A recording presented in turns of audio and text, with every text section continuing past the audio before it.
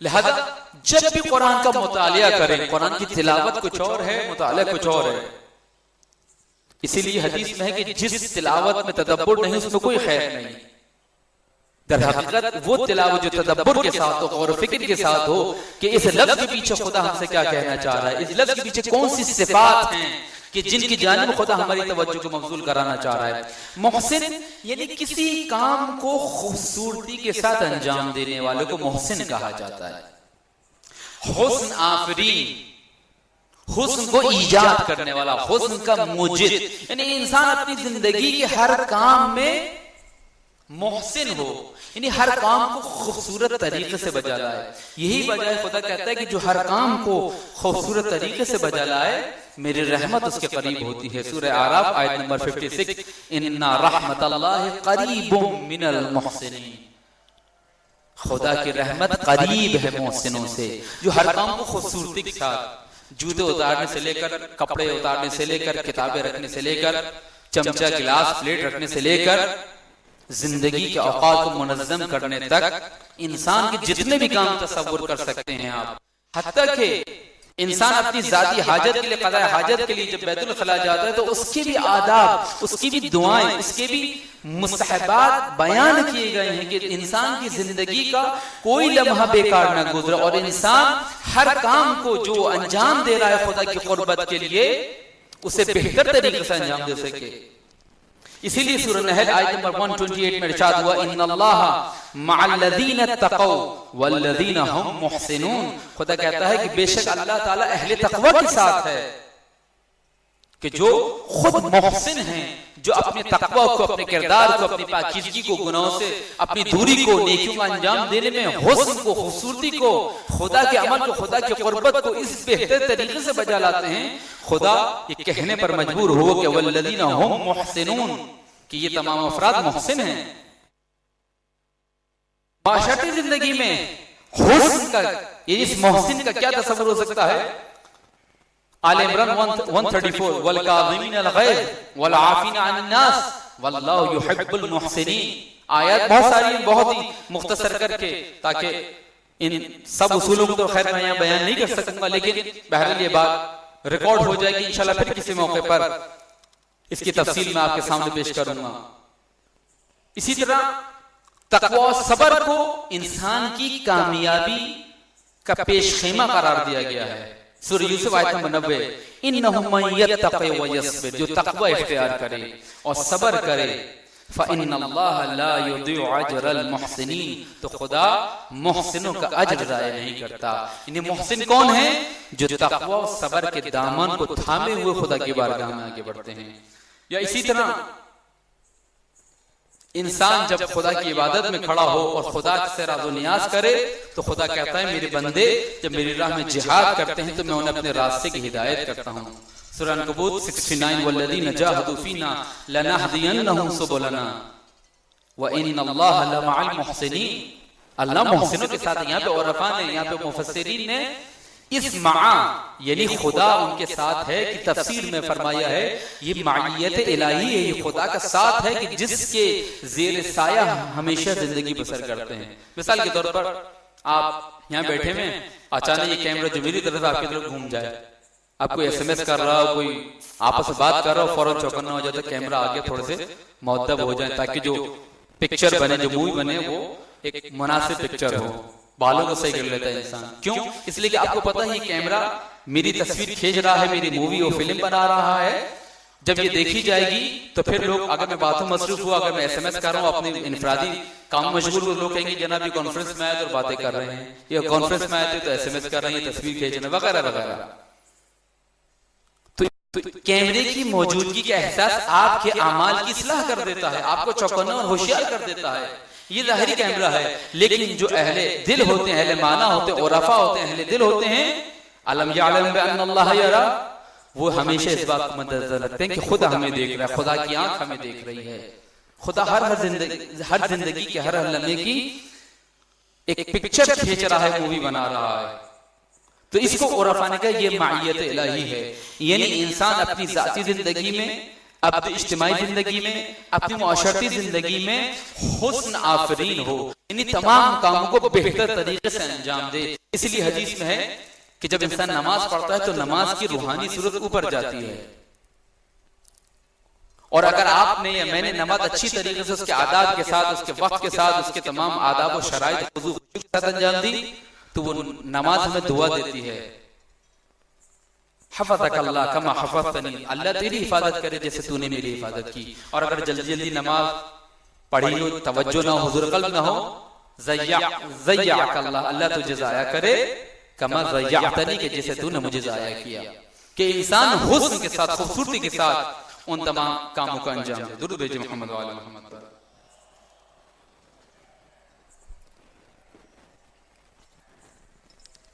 دوسری صفت، یہ دوسرا اصول جو قرآن مجید نے بیان کیا ہے وہ توابی، اور یہ بھی اجتماعی صورت میں، جمع کی صورت میں خداوند عالم نے، چونکہ معاشرتی اصولوں کو بیان کیا جا رہا ہے، لہذا خداوند عالم نے ان صفات کو، ان اصولوں کو اجتماعی صورت میں بیان کیا ہے تاکہ انسان کے ذہن میں یہ تصور بیٹھ جائے کہ انسان کی انفرادی اور روحانی زندگی اس کے معاشرے سے عجین ہے، ملی ہوئی ہے، الگ نہیں ہے۔ توابین یعنی بہت زیادہ توبہ کرنے والے، توابین یعنی بار بار دروازہ کھٹکھٹانے والے، توابین یعنی خدا کی طرف بار بار رجوع کرنے والے۔ اس لیے حدیث میں ان اللہ یحب الشاب التائب، خدا توبہ کرنے والے نوجوان کو پسند کرتا ہے۔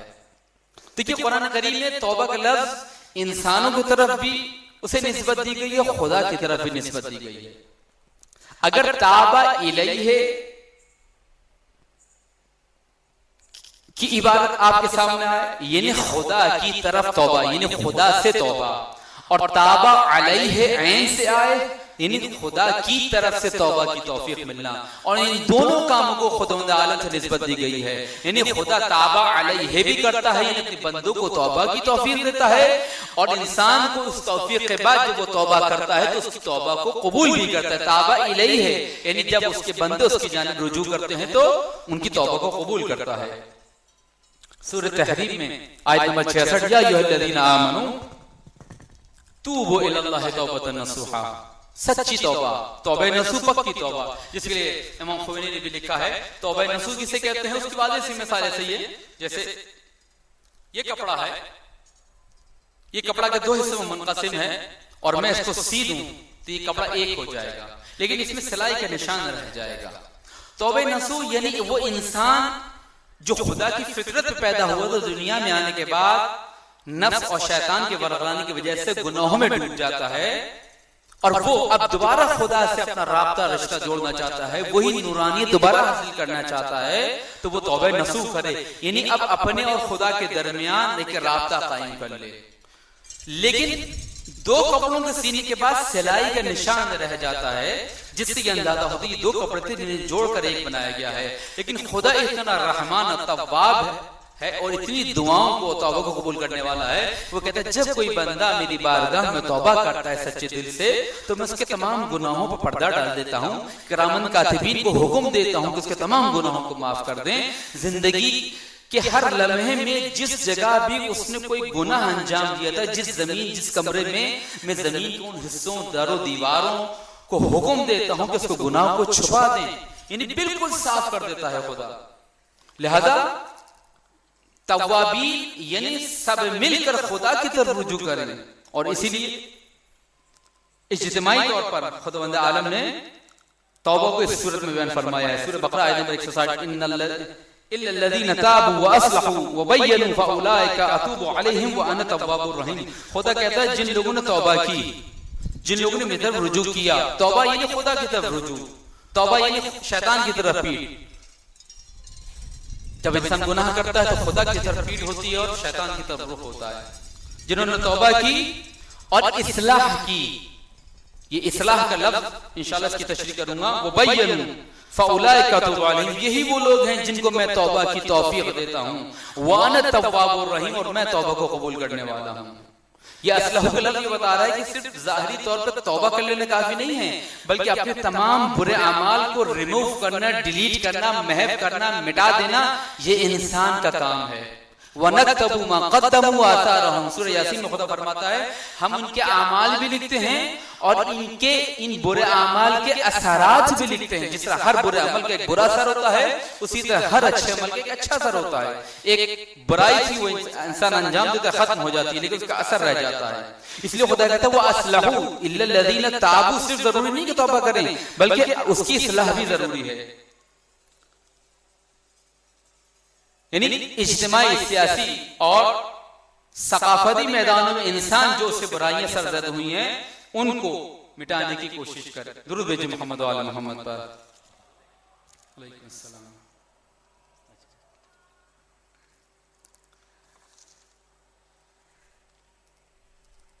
یا مثال کے طور پر حقیقی توبہ کی طرف دیکھیے میں پھر کہوں ان آیات سے سرسری انداز سے مت گزریں. ہم معرفت قرآن کانفرنس میں آئے ہیں. آج کی شب اعمال کی شب ہے. ان اعمال میں سے ایک عمل علمی مباحثہ ہے تاکہ اپنے ذہن پر پڑے ہوئے گرد و غبار کو جو سال ہا سال نفس کی اطاعت گناہ کی آلودگی و کثافت کی وجہ سے گرد آلود ہو گیا کثیف ہو گیا غلیظ ہو گیا ہے اس کو دھڑا لیں. ان اعمال میں سے ایک عمل قرآن کی معرفت حاصل کرنا علمی مباحثہ ہے تاکہ ہم یہاں سے جب اٹھیں تو ہم ایک واضح صورتحال لے کے جائیں کہ خدا نے انسان کو اس سے معاشرے اور معاشرتی ذمہ داریوں کے ساتھ پیدا کیا ہے.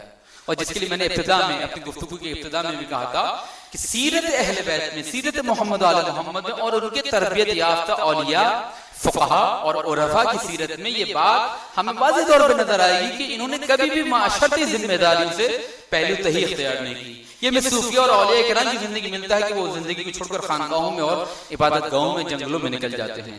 اسی لیے میں بار بار تاکید کر رہا ہوں یہ آیات در حقیقت وہ اصول ہیں جو اجتماعی طور پر ہمیں مربوط رکھتے ہیں.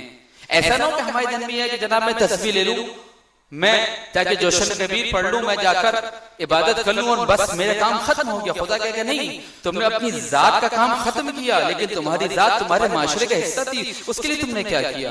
اور اسی لیے حدیث میں ہے کہ انسان جب دعا کرے تو پھر پہلے اپنے دینی بھائیوں کو برادران اسلامی کو مقدم قرار دے. جو بھی دعا مانگے آپ پہلے اپنے بھائی کو خصوصاً ان افراد سے کہ جن کے لیے آپ کے دل میں خدا نخواستہ کینہ ہے بغض ہے حسد ہے کوئی برائی ہے آپ ان کے لیے منفی احساسات رکھتے ہیں ان کو پہلے مقدم قرار دیں پھر سب سے آخر میں اپنے لیے دعا مانگے. یعنی انسان کو اپنے معاشرے سے جوڑا گیا ہے. یہ چھوٹی چھوٹی وہ باتیں ہیں جو عام طور پر کھل کے سامنے نہیں آتی اور ان پہ پردہ پڑا رہ جاتا ہے. ہم سرسری انداز سے گزر جاتے ہیں پڑھ لیتے ہیں قرآن کو اعمال کر لیتے ہیں. اسی لیے آپ دیکھیں جوشن کبیر جو آپ آج انشاءاللہ آج پڑھیں گے تلاوت کریں گے اس میں کیا ہے خلصنا من النار یا رب. آپ اکیلے ہیں لیکن آپ کہہ رہے ہیں خدا ہمیں آتش جہنم سے اجتماعیت ایاک نعبد و ایاک نستعین. اے خدا ہم تیری عبادت کرتے ہیں اور ہم تجھ سے مدد چاہتے ہیں. آپ اکیلے بھی نماز پڑھو تو واجب ہے کہ آپ یہی آیت پڑھیں ایاک اعبد و ایاک استعین. نہیں کہیں کہ خدا میں تجھ سے مدد مانگتا ہوں میں جماعت میں تو نہیں لگا میں اس کو چینج کر دیتا ہوں. کیا چینج کرتا ہوں ہم کہہ جائیں کہ میں خدا میں تیری عبادت کرتا ہوں تجھ سے مدد چاہتا ہوں. خدا کہتا ہے نماز باطل ہے نماز قبول نہیں ہوگی. یعنی تم اکیلے بھی نماز پڑھو پھر بھی اس اجتماعیت کو مد نظر رکھو. یہ وہ اصول ہیں قرآن کے گراں اصول جن کے قرآن نے رہنمائی کی ہے. انما التوبة على الله للذين يعملون السوء بجهالة ثم يتوبون من قريب. یہ وہ آیت ہے کہ جو حقیقی توبہ کی طرف کہ اللہ ان لوگوں کی توبہ قبول کرتا ہے جو جہالت سے کوئی برا عمل انجام دیتے ہیں ثم فوراً ہی اس کے بعد جیسے ہی ان کی آنکھیں کھلتی ہیں یتوبون من قریب ان قریب جلد ہی توبہ کر لیتے ہیں. یتوبون فعل مضارع کنٹینیوشن پر استمرار پر اسی کام کو مسلسل انجام پانے پر دلالت کرتا ہے. یعنی ان کی صفت یہ ہوتی ہے کہ ہمیشہ خدا کی طرف رجوع رکھتے ہیں. فاولئک یتوب اللہ علیہم تو اللہ بھی ان کی توبہ کو قبول کرتا ہے اور ان کو جو اس نے فرصت دی تھی توبہ کی اور انہوں نے اس سے فائدہ اٹھائے اس کی اصلاح کی تو خدا بھی ان کی توبہ کو قبول کرنے والا. درود بھیجیں محمد و آل محمد.